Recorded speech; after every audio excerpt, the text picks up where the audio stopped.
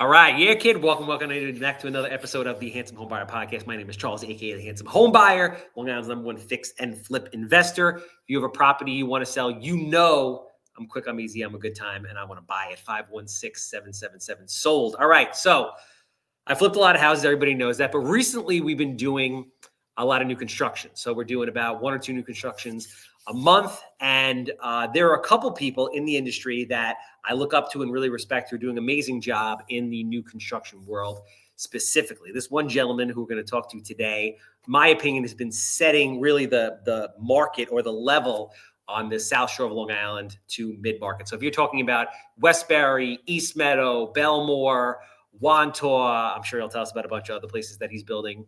He's been doing an amazing job with staging, design, and really shattering the ceiling on what, your standard 3,000 to 4,000 square foot new construction has been selling for. He's been in the construction business since 2012, but he's been on the investor side for only the last 5 years, and he's really making a name for himself. We're going to bring on my man, George Shala from ESG. Thank you. Nice intro. I cannot nothing to add. Basically, you said it all. Listen, it's all true. So yes, we've known each other for some time. Yes. And I have a lot of respect for you and what you do. And even though you don't know it, I watch and observe what it is that you're doing, especially in the new construction space. And you're really one of those people that are out there that is setting the bar on, what these houses should look like, what they're selling for. And you really seem to be somebody who has the construction process really, really dialed in, because I've seen you in certain situations do what every good investor should want to do, which is have a process that is so streamlined that you can essentially pay more than the average person, because you know what it's going to cost you to do it, the time frame you could do it in, and you know that you're going to get more than anybody else thinks that they can get. Yes, I would say that's the key to be successful in this business. You have to be able to control everything. And I'm very hands-on, but some people think I'm going crazy, but I might be. But I like to control everything, and that's the only way to make it successful business. And kind of going back to your point, right? I would say a lot of builders, maybe 90%, their process is different than mine. They think they have a lot, they're gonna build a house, right? Let's say 3,000 square feet. They go out there and they comp it out. Basically, they say, okay, well, this house sold for this much, and then work backwards from the numbers. My case is I'm looking to build best possible house. I'm not worried about how much money I'm gonna make, because I know I will make a lot. Because if you put a very nice house in a certain, like, even Merrick, Belmore, you have Westbury, Salisbury, you have a lot of people with a lot of money, but they don't want to have a cookie cutter home. They're looking for the best, different, like, front elevation. I do a lot of AZEC. I do a lot of metal roof, expensive stuff that most builders think is not worth the money. But then when my house hits the market, you have only one house like mine, and there's 15, like, standard cookie cutters. And that's what my philosophy is when I go for this crazy expenses to build a house. I always get the crazy numbers like Levittown 1.5. That's like unheard of. Maybe now it's gonna pick up, but the first guy to get 1.5, people went crazy. Like, you will never get this number. It's Levittown. And then somebody came along. There's nothing like that in Levittown, the house I built, and they went for it. So that's my philosophy, basically. Yeah, so it's interesting. And you're right, because so I've done a lot of houses in my career, but most of them were fix and flip. And I was doing some new construction, and we really sucked at it. We weren't smooth on the process, and we were building builder grade. And what I realized is that buying a house is a very emotional experience, and people will pay a lot of money. Exactly. If they walk in and they have this kind of moment where they're just like, this is where I want to live, and it doesn't matter, I'll do whatever the hell I have to do to live in this place. Yes. And so I've recently made a lot of changes. I hire professional designers now. We spend more money, obviously, and I had my first kind of proof of concept moment last week, where I did this house up in Huntington. It was a gut reno, but we really, I spent way too much fucking money on this thing. Like, my budget was $275. We spent $400,000. I thought I was going to sell it for 1.2. I ended up getting 1.4 in the See, weekend, in the that's first week, cash. once you realize that, then you're like, I gotta build best possible homes, and that's it. And you just off you go, basically. And then the people, you build your brand basically like a luxury builder, and they don't expect to pay 1.2. They're like, okay, this guy we gotta pay 1.4 because that's what his style is different. So once they get into little things like that, then you become basically real like luxury builder. Like you don't care about how much it costs to build. You just know it's gonna sell for a top dollar because people want high end people with money, like a lot of money. They want something that nobody else has. Basically, that's just what it comes down to. And I've sold little to celebrities in Salisbury. I don't want to name names, but there's like famous people that bought my houses, and they're like, because they just want to spend money on like quality things. That's all. So this was a very hard thing and still is for my analytical brain to process. Like when I look at a deal, I'm that guy. Like I am looking at all the numbers, re-engineering everything, Exactly. margins, the whole nine. And to do it any other way, for me, like a lot of people would think, oh, that's really risky. So a couple things I'm curious to know. One, you have to get financing for these things. So you kind of have to be able to justify the price to the people that Yes. are just concerned with the analysis. That's one. And then two, what was the moment where you realized like, fuck, I just have to build the nicest house and I don't care if the best comp is 1.2, I'm going to sell it 1.5. I'll tell you exactly when that happened. I had a house in Salisbury, and I just built regular house. Like there was a bunch of other houses look like that, and then it didn't sell. Like it just people come looked at it, but there's 10 other houses they can compare to. Same thing, same front hall colonial, no finished basement, nothing. And then I realized that if I want to like stand out, I have to build something different. So I went with this design, tower stairs on the front, finished basement. I do a finished basement. I think I'm the only builder who does finished Actually, basements. because of you, I'm doing finished basements now. But there's a lot of debate, right? Is it worth it? It's not worth it. I think it's worth it. You might not get like like double the return, but it will definitely will help you to sell quicker. Yeah. You will not lose money, but if you look like because your holding costs and everything, my house is right now not even hit the market. I have a like list of buyers who want to buy it because I do finished basements, I do nice finishes, I do modern designs. So that's what basically once you realize that you cannot be worrying about others. Like you just stay in your line, right? You just have your own goals, and if you're looking at this guy, how much they're gonna sell for, I'm not interested. And I know a lot of people look at me. What is he doing? Can we do the same thing so against the houses quicker? Which is good. Listen, competition is healthy. No, listen, and I'm doing on all my new constructions now. I'm doing 9-foot ceilings, full finished basements That's it. Trust me, because you of will because you of will sell you. like this. So it's interesting. I always did finished basements on the flips. And then I stopped because I'm like, listen, it's not worth it to spend, 20, 30, 40, 50 grand on those Right. lower entry level houses. You're not going to make the money back. There's so many people trying to get into that market. Like those things will fly. But with new construction, when you have competition, 2, 3, 4 others, and it's the difference between I have to now go spend 50 or $100,000 as the person that buys the house to go finish the basement. They don't want to deal with it. If they could just Exactly. walk into a finished basement, they're like, oh, this is amazing. I'd rather mortgage it and not have to deal with it. So that was very, very Definitely. smart what you did.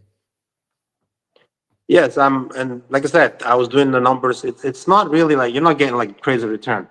Some people sell house without finished basement for about the same price, but like I said, my houses rarely sit on the market like more than a week because I Yep. price them basically as the guy without the basement, and then people say, okay, well this has a finished basement. Why don't we just go for this one?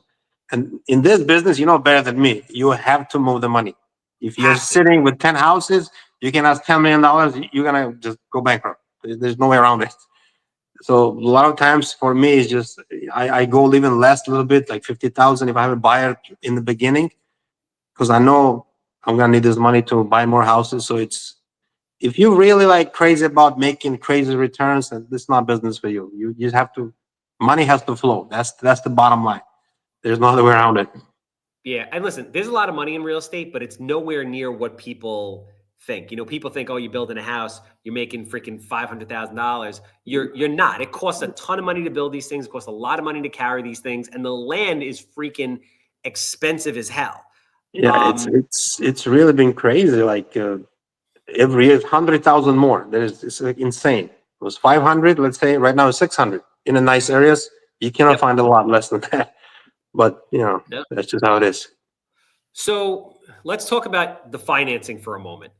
What has your experience been trying to get funding for these projects when Well, there's no comps to support what it is that you're doing? I mean, and you're pulling it off. So maybe now they're like, it's George, just right give us now, whatever the yes. hell we Right now, I want. could ask anything, they'll give it to me. But before, it was very hard. Plus, my background, I started like you. I did like flips. I didn't want to do any new construction because most mentality. Let's say you have somebody doing flips, they'll tell you why you want to mess with the new construction permits. This. Just do the flips. And those numbers obviously smaller, maybe 100,000, whatever rental. But once you get into new construction, right now you cannot build a nice house less than 500,000. You just can't. If you're doing Yeah. everything expensive, nice, and a lot of like lenders. I use hard money lenders. They always like new construction. It's very high numbers, right? They don't want to give you money for it, but you have to have your own money. That's also like a lot of people. You see all these gurus, like other people's money. Nobody giving you shit, man. If you don't have your own money to start, you're not starting this business. It's crazy how I see like all these different people on the internet, like other people's money. They'll give you. Nobody's giving nothing. The whole purpose of hard money lender is he wants to make money. That's why you have to put up 20%. If you have no experience, maybe 30%, right? Who's gonna give you 100%? Nobody. So you have to have your own money. That's the first point, right? Once you have your own money, you have to have some experience. So start with the little jobs, right? Do one flip. So I had already maybe 10 flips, like when I actually went for new construction. So I had some background already. And once I did 1, 2, and then I streamlined my system. I was putting them out 5, 6 months, selling them right away. So and then people started calling me like, "Hey, you want to borrow my money? You want to come with us? We'll give you better deals." And basically, once you have your name out there, and I do like a lot of Instagram, that helps. A lot of lenders see me. A lot of people with money. There's a doctor who texted me, he's like, "I'm looking to invest money." So that's how I basically got where I am. Like just kind of putting my name out there and providing good service, just closing on time. That's very important, right? 5, 6 months. That's my goal every time. I cannot go 10 months, 1 year. It's just, you're not going to make money. So how long is it taking you to build a house from the time you close on it to the time the first shovel goes in the ground to the time you have Okay. the CO in the hand? Well, let's talk about that. Before shovel goes on the ground, there's still a big process, right? You know better than me. Like the permits, the architects, this. So here's my timeline. Basically, I give about 1 to 2 months, right, between the architects. But right now, I don't even do that much work with architects. I have my designs, like I give them right away. I don't want to go back and forth, design nothing. Pretty much, I know what's selling. So my houses are inside, pretty much all the same. I try to keep them different outside, like exterior. So I go to the architect. Next day, I close. I'm like, hey, this is what we need. And that will save me probably at least a month. If you go back and forth with architect about the closets and this location, the doors, whatever, it's a waste of time. So once submit the plans, another 4 to 6 weeks basically. So it's really 3 months before you start actual construction. Hopefully you're ready, the permits are approved. Once the construction starts, I'm looking 5 to 6 months with the sign-offs and everything. And then another 2, 3 months to sell. If I don't have a lined up already a buyer, it's not in contract. So it's really at least 1 year. There's no way around it. If you do things right way, you need 1 year timeline. But sometimes, like there's a one home right now, I'm in contract. The guy cannot close, back and forth, and time of the essence letters. But that's just part of the business. So what are you gonna do? Yeah, I mean, listen, people. That's why it's a big boy business. There's real risk here. It's not easy. Things can go Yeah. sideways all the In time. this There's a lot of business, you money gotta there. have a high tolerance for risk. Okay, that's very important. Like if you think it's gonna like, you need to be able to withstand the fucking pressures because a lot of people crumble. Like right now, I'm literally probably $15 million in debt, but whatever. I'm just not stressing me out. I'm not joking. If you look at my bank statement, every month, maybe 100,000 or more goes out in interest payment, which is insane. Like but that allows me to run my multi-million-dollar business. I cannot do it without without the lender. So once you kind of realize that that's how it is and you cannot get stressed out, you'll be good. But if you crumble under pressure, that's not business for you So because, talk about your construction management process. Do you manage every house on your own? How do you go about vetting contractors? Are you using the same subcontractors all over? Because let me right. tell you So something. Subcontractors are construction is a fucking pain in the ass. It really it is, is. it is. It's a pain in the ass. So when I first did like first construction, right, it was all me, my people. I have a crew basically work for me. And then 1 year was one, then second year was one, like 2 new construction, then 4, and then 10. And right now it's impossible. If I were to just employ my people, I need to have like 200 people. So obviously that's out of the question. So I've been relying a lot on subs, right? But that's kind of hit and miss. You kind of ask around, somebody, people bring their cousins. Oh, this guy does floors, this. But it's not possible to maintain same quality if you're not there, right? You cannot be 10 places at the same time. It's not possible. So I've been delegating a lot more now. I still try to go to job site once a day to kind of keep tabs on everything. But I had a problem with one of the guys. Like he did one. Another problem you have is, let's say you find a guy, he might do first job very well, right? And you're like, okay, I found this guy. You give them 3, 4, and that's it. It's over. He cannot. It's not possible. People are not ready for this kind of, they want money, they want jobs, but they don't want to step up. So that happens all the time. It happened to me so many times.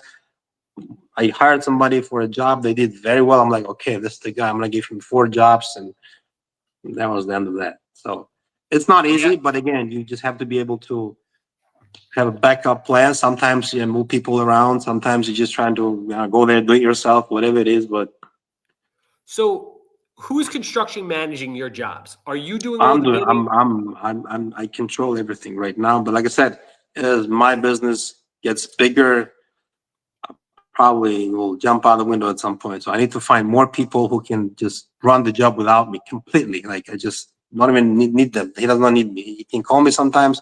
I have one person, and like I said, he can do one, but if I give him 2 or 3, forget it. He just like runs around, chicken without a head. So I'm still looking. If somebody's gonna see it and they're interested, reach out to me. It's hard, man. So that brings it to a good segue and a good point, which is, what is your goal for this business going forward? Like, what are you looking to do? I don't know. Are you happy with the level? Honestly, I thought I wanted to build maybe 2 houses a year, but then it's like, let's do 4, right? I'm doing 4.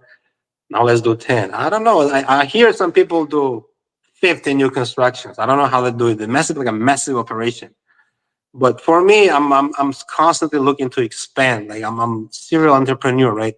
I had a tile store. Really, I was selling tile in Brooklyn. Then I had a lot of people buying tiles and like, can you install it, right? And then I figured, man, they're offering me their money. I gotta provide the service. So that's how I really got into construction.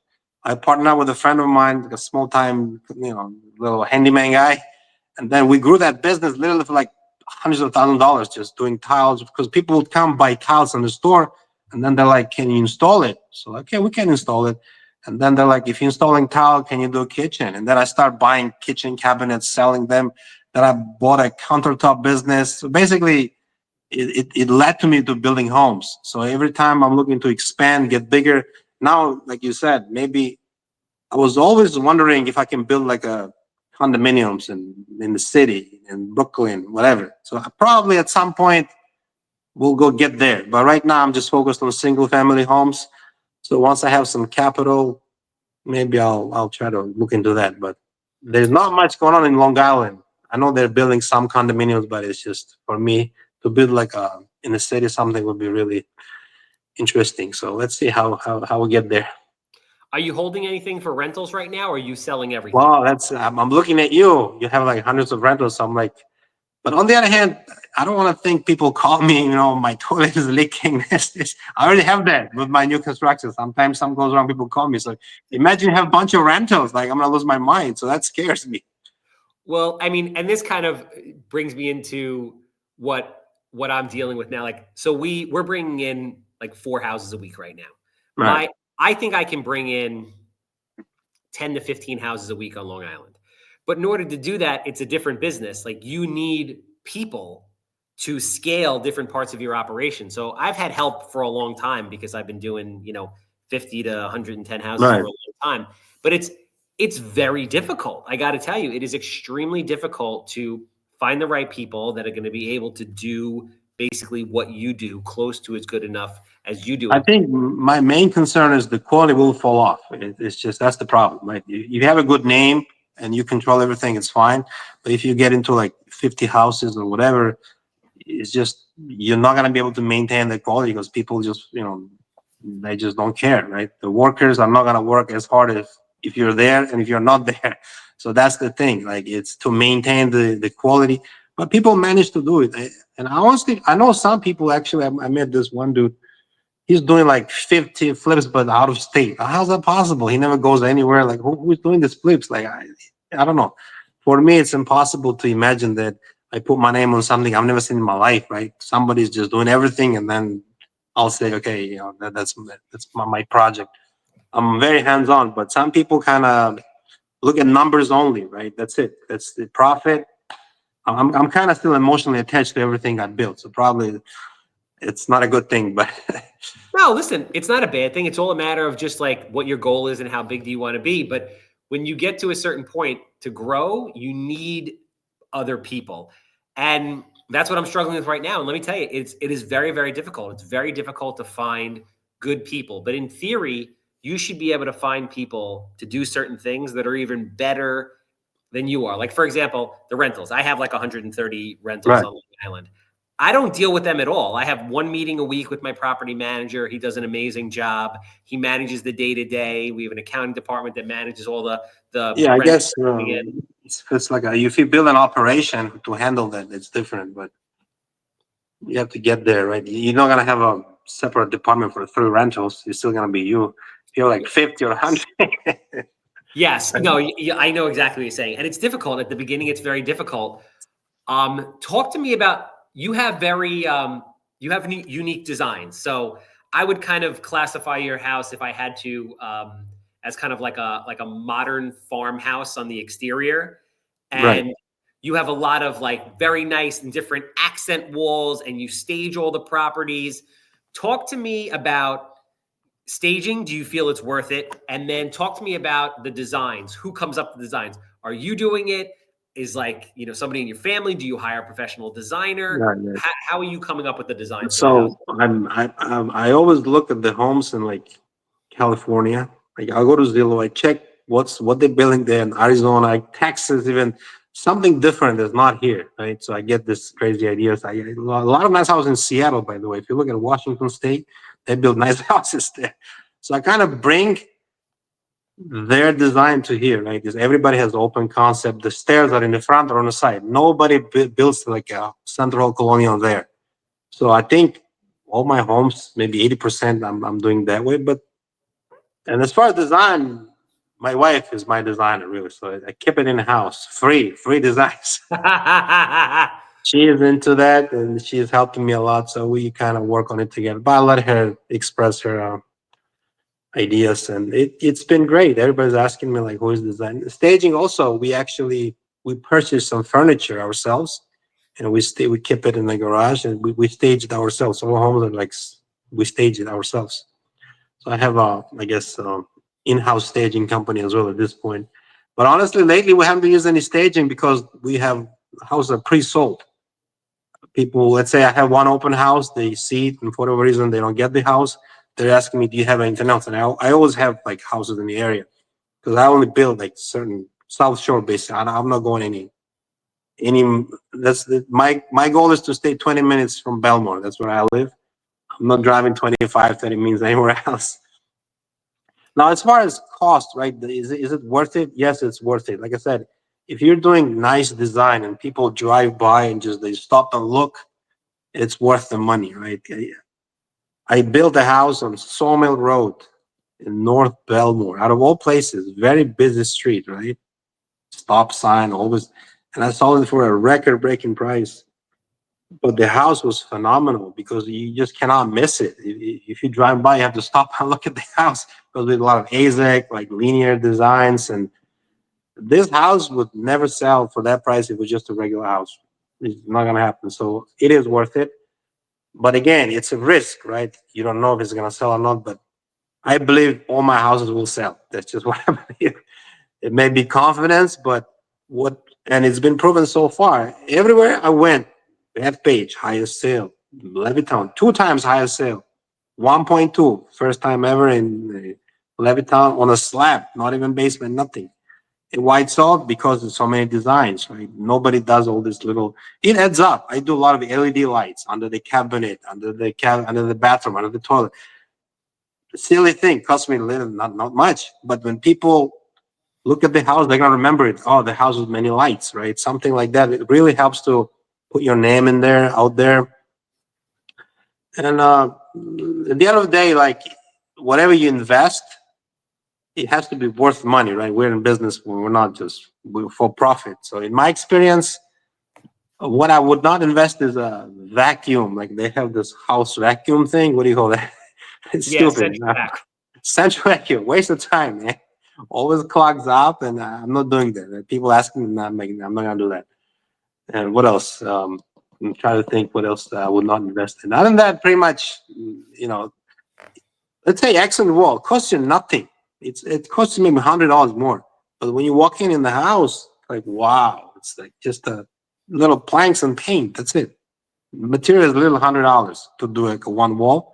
Some for the labor, but it really adds value. You come in and you're like, wow, it's like something different. I do a lot of fireplace designs as well. I like fireplace build outs, electric fireplace. Still adds some character, and people think like it's crazy money, but it's not. So What other little design things are you doing? Like, what are the things that just as far as bedroom count, bathroom count, layouts, like what are the things that you're seeing yeah, that so you think that's people really want and that is selling? like I said, I operate in certain markets, right? And I by now I know my buyer. Let's say Salisbury has been my I don't know bread and butter. I've had so much success in Salisbury, and it's really once you get to a certain number like 1.6, 1.5, like you have to have like certain characteristics. Like you have to have 5 bedrooms minimum. You have to have 1 bedroom on the first floor. If you don't do those things, house will not sell. There's a one house they kept on the market for like, I don't know 6 months. Beautiful home, but for some reason they did not put the bedroom on the first floor. It eliminated good 90% of your buyers in that area. And I spoke to the guy. It was they're from Queens. They're not from here. Like they're like, well, why is my house not selling? I told them exactly why it's not selling because I was curious myself. I went there. I'm like, where's the bedroom? There's no bedroom. So even eventually it sold. They dropped the price almost 200,000. So 5 bedrooms. I like to do 5.5 bathrooms if possible. Sometimes house is not that big, but if you do that, if you have a first floor bedroom with its own bathroom, it's a big plus. A lot of times people live with their parents or they have a guest, they don't want to go upstairs for the bathroom, and you have to have a powder room. And like I said, I always do a finished basement with the bathroom. Really helps to sell the house.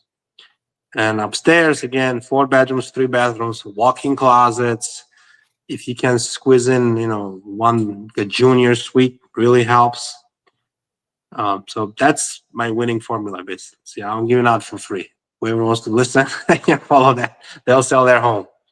You heard it here, folks. So you need 5 bedrooms. You need a bedroom on the main floor. You need at least 1 bathroom, if not a bathroom and a half on the first floor. Finish Yes. the basements.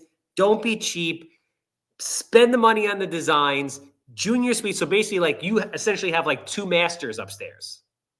Yes, that really helps because sometimes people have a daughter, they want to have their own, bathroom. So you gotta basically think like, what if you were buying the house? And all these things really add the value, right? You have a parent. Sometimes, a lot of times, people live with their parents. So if they have their own bathroom, they're ready to pay more money for that. So at the end of the day, you just have to understand your buyer. That's just comes down to. Have you had any problems with appraisals on the sale side? All the time. All the time. But I tell the people, listen, this is not regular home. Look what you're getting, because people are excited. They make an offer, and then the appraisal comes in 100,000 less. They're like, "Oh, I'm overpaying," right? They try to negotiate. But right over the bed, I tell people this house will not appraise. I'm telling you right now, no matter who you bring, 1.5 in Levittown does not exist. And then while they're trying to appraise it, somebody came with a cash offer. Obviously, I jumped on a cash offer. I'm always trying to get cash offers, right? I just really eliminates headache for appraisal, but sometimes you cannot get it done, and you have to prepare the buyer. You have to tell them, listen, look what you're getting. Show me a house who's going to give you a finished basement, bathroom, this, all these things, and then they realize that okay, it's worth the money. And a lot of times people have the money, but then once they hear it, like, oh, it didn't appraise, it's 50 or 100,000 less, they're like, oh shit, I'm getting ripped off. So I always prepare them in the beginning if it's not going to appraise. But I've lost deals because it didn't appraise. What are you gonna do? So I was going to ask, that's my next question. Are you getting everybody at this point to sign appraisal waivers when they go under contract with I'm you? doing Or my are you best. I'm doing my best, but people know it's not going to appraise, so they want to have that bargaining chip. So once I realize that, I actually cut the deal because people agree. They're like, it has to appraise, but we both know it's not going to appraise, so we're going to waste time. And our attorney Brian Melnick, he's always telling me like, tell them waive the appraisal because he has to go back and forth with them. Like that's So so let me ask you, at this point, are the majority of your buyers cash buyers? I wouldn't say majority, but good amount are cash buyers, and a lot of times, well, obviously cash is better, but sometimes you have to decide. They offer less money, right? Is it worth it? If I know it's not going to appraise, sometimes I'll take a little bit less money just because it eliminates the headache. But surprisingly, a lot of people have cash, and mostly people they sell a house in Queens or somewhere right from the city. They're Yeah. coming this way, and they have cash basically, and then I always prefer cash because it's really smooth transaction. You're gonna close much quicker. But sometimes there's no cash, so you gotta deal with like I'm sitting here for 3 months now. House was sold, cannot close. They're selling a house. They lost the buyer back and forth, but it is what it is. Yeah, listen, it's not a joke. So, I mean, what I'm seeing on Long Island, I'm sure you're seeing the same thing. Is the cycle of you have people that have been on Long Island for a very long time, and they're leaving to retire because of the affordability. So a lot of them are going to Yes. Florida and North Carolina and Texas and wherever. And then you have people that are selling very expensive property in the city, and they want to come out to Long Island because they're tired of, they have this property worth 1.2, 1.5, 1.8, 2 million, whatever it is, in Queens or Brooklyn, and their backyard is like, grass like Yeah, this. yeah, that's true. So they're selling there and they're coming out. So that's kind of what is in my opinion, keeping the inventory low and keeping the prices high on Long Island. Because Long Island is a very, very expensive place to live. The taxes are very expensive. The prices are going up like crazy. But luckily for us, for developers like us, there's this cycle of people moving out from the boroughs that are keeping prices where they are. That's kind of going back to the point where, like, I'm not worried about not being able to find a buyer. If you have a nice house, there's a lot of people has a lot of money. I mean, I had a guy who showed proof of funds like $18 million. You would think, he told me he's looking for a home 3 years. I'm like, dude, you can buy any house. He's like, I don't want to buy any house. I want to buy a specific home because I have this a list of requirements. So for him, it's not problem affordability. The problem is being able to find. And I had a house in North Belmore, right? And this person, they have unlimited funds, but they cannot find a house that's big, has a huge backyard to put 3 boats in. He had a list of things that really you got to go out there and look forever. And the house I had actually checked off all the marks. And I asked crazy number. I'm like, he agreed to it. And I'm like, I should have asked more. He didn't care how much it cost. He just cared to find what he wants. And that's the thing. That's my focus. Every time I'm looking for large lots. If it's in Belmore, Merrick, for that particular lot, I paid 100,000 over ask, which is crazy, but I knew the potential. So that's I invest up front a lot, but I know there's a lot of buyers that they just want a nice house, and that's all. They're not caring about how much it costs.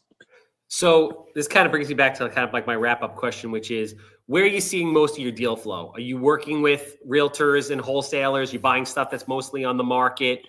Where do you see the majority of the deals coming from? Lately, I have been letting like people call me to sell their home. Basically, every time I build a house, I put a giant sign. ESG, no questions asked, cash tomorrow. Like basically let them know that I'm buying houses, and it's been very effective. I have one on Meadowbrook Road. It's a very busy road. 6 people called me already in 2 weeks.